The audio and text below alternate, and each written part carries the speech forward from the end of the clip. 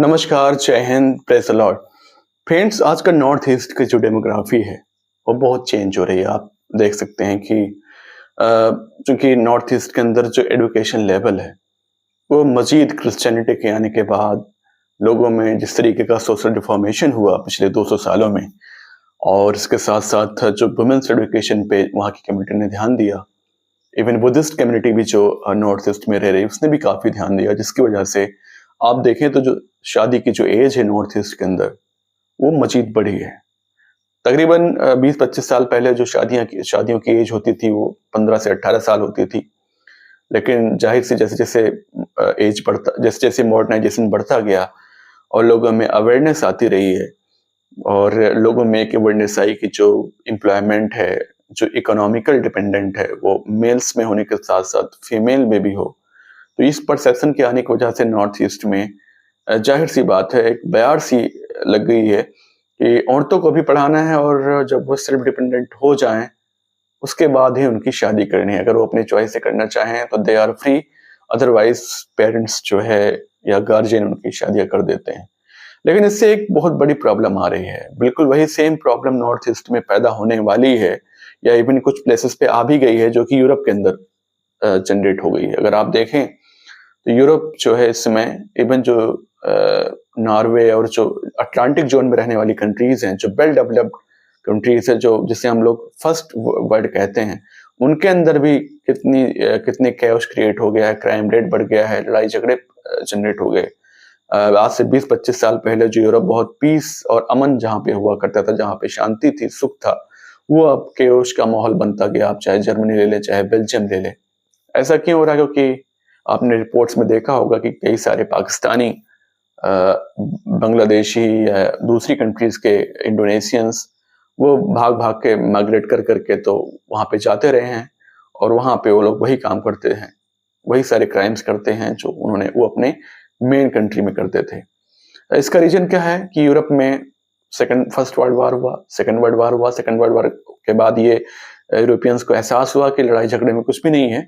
हमें एक global piece establish करना चाहिए, जहाँ पे हम अपने कुछ वैल्यूज़ रख सकें, जहाँ पे एक ह्यूमैनिटी जो है, ह्यूमैनिटी की कुछ वैल्यूज़ हैं, उनको हम यहाँ पे एस्टेब्लिश कर सकें, जिसके लिए यूएन बनाया गया, यूएन के चार्टर्स बनाए गए। और खुद जो यूरोपियन कॉन्टिनेंट की जितनी भी कंट्रीज़ थीं, उन्होंने अपने खुद से मिलके यूरोपियन यूनियन बनाई, और उन्होंने ये वादा किया कि जो हम सारे एक हैं, और हम लोग लैंग्वेज के बेस पे या रिलीजन के बेस पे अलग नहीं हैं, और हम लोग पीस में रहेंगे, हम लोग लड़ाइयाँ नहीं करेंगे, और हमारी इकोनॉमी और जीडीपी हम लोग सब शेयर करेंगे, सब मिलके चलाएँगे। उन्होंने फिर ह्यूमन राइट्स पे ध्यान दिया, एलजीबीटीक्यू राइट्स पे, वुमेन्स राइट्स पे, और सारी चीज़ों में ध्यान दिया। इसमें एक चीज़ बहुत ही जो सबसे बड़ी बात हुई थी, वो बात यूरोप ने किया कि जो वुमेन्स का एजुकेशन था, उसको उन्होंने बढ़ाया, और ये एक मूवमेंट टाइप का चला है कि जैसे मेल्स जो हमारे हैं, वो फाइनेंशियली इंडिपेंडेंट होते हैं, वैसे सेम फीमेल्स का भी फाइनेंशियली इंडिपेंडेंट होना ज़रूरी है। और इसकी जद में यूरोप के साथ-साथ American continent, Hindustan, south Asia, south west Asia, China, जितनी भी कंट्रीज़ दुनिया में हैं, वो धीरे-धीरे इसकी जद में आती रहीं। तो एक टाइम ऐसा हुआ कि पूरी दुनिया में ये एक मूवमेंट चल गया कि हमें सारे लोगों को पढ़ाना है। हालाँकि सारे लोगों को पढ़ाना एक अच्छी बात है, लेकिन यूरोप ने सबसे बड़ी गलती क्या की कि उन्होंने जब, चूँकि ये गॉस्पेल्स का लॉ है, ये बिब्लिकल लॉ है कि जो इवन सारे रिलीजन्स में ये मेंशन है, केवल बाइबल और गॉस्पेल्स में ही नहीं है, कि जो फीमेल्स हैं कि उनका काम है जनरेशन को पैदा करना, डिसेंडेंट्स को पैदा करना। अब हुआ क्या यूरोप में, वुमेन्स के अपलिफ्टमेंट के साथ एक बुरी बात ये हो गई कि शादी की जो एज थी, जो तकरीबन 20 साल हुआ करती थी, और बायोलॉजिकली 18 से 20 साल एक अच्छी एज है वुमेन्स के लिए, for them to get marry और टू हैव सम विकाटेन सन, बच्चे भी पैदा होने के लिए, कि बच्चा पैदा होने के लिए भी एक सही एज है 20-22 साल।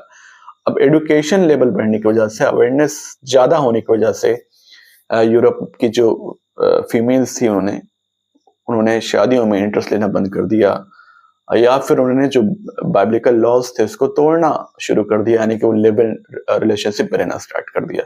जबकि बाइब्लिकल लॉज में, गॉस्पेल्स में, ओल्ड टेस्टामेंट में, इवन वेदास के अंदर, कुरान के अंदर लिव इन रिलेशनशिप में कोई रह नहीं सकता, ये this is forbidden as per the religious laws. लेकिन यूरोप ने इन सबको अंगीकार किया, इन सबको स्वीकार किया और लोग लिव इन में रहना स्टार्ट कर दिए। 20-20 साल रह रहे हैं, 25-25 साल रह रहे हैं, and they do not like to have the children in their home. कोई अगर शादी कर भी रहा है यूरोप में, आप देखें तो 1 या 2 बच्चे हैं, बमुश्किल उसके 2 बच्चे होंगे, रेयर 100 में कोई एक फैमिली होगी जिसके 2 बच्चे होंगे, मैक्सिमम 1 बच्चे होंगे। और एक अच्छी सिग्निफिकेंट पॉपुलेशन है यूरोप के अंदर कि जिसके कोई बच्चे ही नहीं है, दे आर जस्ट मैरिड। वैसे मेजोरिटी तो लिव इन में रह रहे हैं। अब उससे क्या हुआ, ये पूरा जो वाकया यूरोप के अंदर वो 50s से होना स्टार्ट हुआ, फिर 60s और 70s पे ये बढ़ता गया 80s में जाते जाते सबसे बड़ी मुश्किल आने लगी यूरोप के अंदर लोकल वर्कर्स की, क्योंकि आपको इंस्टीट्यूशंस भी चलाने हैं। You need to have soldiers in your army, you need to have workers for your industries, you need to have teachers, you need to have everyone. I mean you need to have a human effort. और आपके पास human effort कहाँ से आएगा, तो लोगों से आएगा, और लोग आपके यहाँ है नहीं, आपके बच्चे नहीं पैदा हो रहे हैं, बिकॉज आपकी जो वुमेन्स है वो बच्चे पैदा नहीं करना चाहते हैं। और यही सेम माइंडसेट यूरोप के मेल्स का भी बन गया। तो हुआ क्या कि क्राइसिस आने लगी, तो यूरोपियंस ने दूसरी कंट्रीज के लोगों को कहा कि आप आइए, हम आपको वीजा भी देंगे, सहूलियतें भी देंगे, बच्चे पैदा करेंगे तो उसको हम पैसा भी देंगे, जैसे रशिया में दिया जाता है कि अगर आपके पास 3 से ज्यादा बच्चे हैं तो 2.5 लाख रुपए मिलते हैं INR इंडियन रुपीज के हिसाब से। तो अब देखें, और 80s के बाद से एक रास्ता खुल गया, एक दरवाजा खुल गया ये पाकिस्तानी लोगों के लिए, बांग्लादेशियों के लिए, इवन इंडियंस के लिए भी, चाइनीज के लिए भी, मलेशियंस के लिए, सारे लोगों के लिए, सोमालियंस के लिए, जमाइकन्स के लिए, और इवन आप कह लें तो दुबई और इधर जितने भी कतर, जितने भी ओमान, इन सब के middle eastern countries, Iran, Iraq, इनके नागरिकों के लिए स्पेस मिल गया। वो फिर मैस मात्रा में जाते रहे। फिर उन्होंने क्या किया, इन्होंने वही सब सारा काम स्टार्ट किया जो अपनी पहली कंट्रीज में किया करते थे, यानी जहां पे पैदा हुए वहां पे किया करते थे। अब आप देखें 20-30 साल बाद 2020 का अगर आप रिकॉर्ड उठा के देखें तो यूरोप का जो क्राइम रेट है कम से कम 4 से 5 गुना बढ़ चुका है।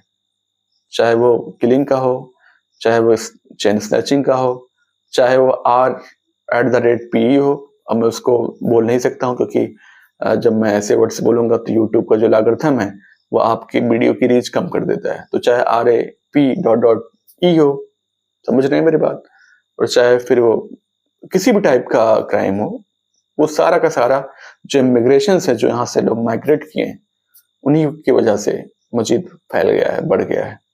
तो एक जो पीसफुल कम्युनिटी थी यूरोप की, जो एक पीसफुल जोन कहलाता था यूरोप का, आजकल आप देखें आए दिन तो इंटरनेट और यूट्यूब पे केओस के, लड़ाई झगड़ों के, क्राइम्स के आपके ऑनलाइन वीडियोस भरे पड़े हैं। कितने जो साउथ एशिया के, साउथ वेस्ट एशिया के, मिडिल ईस्ट के लोग पकड़े जा रहे हैं ऑस्ट्रेलिया के अंदर, यूरोप के अंदर। यही सेम कहानी, let me warn you my brothers and sisters of north east, अगर आप सुन रहे हैं, आपके यहाँ भी यही प्रॉब्लम हो रही है। क्योंकि जाहिर सी बात है, एजुकेशन लेवल नॉर्थ ईस्ट का, खासकर क्रिश्चियंस और बुद्धिस्ट का, वो रेस्ट ऑफ इंडिया, इस केरला को छोड़ के, केरला को अगर हम लोग एक साइड कर दें तो सबसे ज्यादा रहा है नॉर्थ ईस्ट के अंदर। तो जो एजुकेशन लेवल है, जाहिर सी बात है, मेल्स और फीमेल्स में लगातार बढ़ रहा है, फीमेल्स में और बढ़ रहा है। जो फीमेल्स हैं नागालैंड की, मिजोरम की, और इसके अलावा इवन जो अरुणाचल प्रदेश है वो सेल्फ डिपेंडेंट, जो नॉर्थ ईस्ट में खासकर जो नागालैंड है, बुरी बात नहीं है, खास उसके साथ साथ मिजोरम है, अरुणाचल प्रदेश है, मेघालय है। तो इन सब स्टेट्स की जो हमारी वुमेन्स हैं, क्रिश्चियन वुमेन्स और बुद्धिस्ट वुमेन्स खासकर, और एक सिग्निफिकेंट पॉपुलेशन हिंदू वुमेन्स की भी है, तो वो जाहिर सी बात वो इकोनॉमिकली इंडिपेंडेंट हो रही हैं, नो डाउट, अच्छी बात है। लेकिन उनके साथ सबसे बड़ी प्रॉब्लम ये आ रही है कि उनकी जो शादियों की एज है वो लगातार बढ़ती जा रही है। अब जब शादी की एज बढ़ती जाएगी तो जो एक सही एज है for having children in your home, for having the biological process through which somebody gets the children, वो जो है वो जाहिर सी बात है वो कम होती जाएगी, उसके चांसेस कम होते जाएंगे। क्योंकि सही एज तो 20 से 25 साल है और उस टाइम आप पढ़ रहे होते हैं, एडुकेशन प्राप्त कर रहे होते हैं। आप 28-27 तक तो एडुकेशन प्राप्त करते हैं, उसके बाद वुमेन्स हमारी शादियां करती हैं तो बमुश्किल उनके 1 या मैक्सिमम 2 बच्चे पैदा होते हैं। अब हो क्या रहा है 2015 के बाद से कि जो बच्चे हैं, आई मीन जो यंगस्टर्स है नॉर्थ ईस्ट की, वो बसती जा रही है, माइग्रेट करती जा रही है शहरों की तरफ। क्यों? क्योंकि उनका एक ही बच्चा है, उसको भी अच्छा एजुकेशन देना है और उनकी वुमेन्स जो है बच्चे पैदा करना चाहती नहीं है। तो वो जा जाके बस के वो भाग के बस रहे हैं शहरों की तरफ, जो अर्बन एरियाज है। और इसके चक्कर में अपने जल जमीन जंगल जो है, जो दुनिया में मैं अगर आप कहूँ कि नेचुरल ब्यूटी कहाँ भी पाई जाती है तो कश्मीर के अलावा अगर कहीं पे है तो नॉर्थ ईस्ट में है। तो जो जल जमीन जंगल है, जो इतना अच्छा इन्वायरमेंट है, पोल्यूशन फ्री इन्वायरमेंट है, नेचुरल रिसोर्सेज से भरा पड़ा इन्वायरमेंट है, वो आप किसी को या तो बेच देते हैं या तो आप किसी आउटसाइडर को दे देते हैं। तो फिर होता क्या है, आप शहरों में कितने दिन रहेंगे? 10 साल, 20 साल, 25 साल। आपके भी एक ही बच्चा होगा, तो वो भी वही सेम काम करेगा।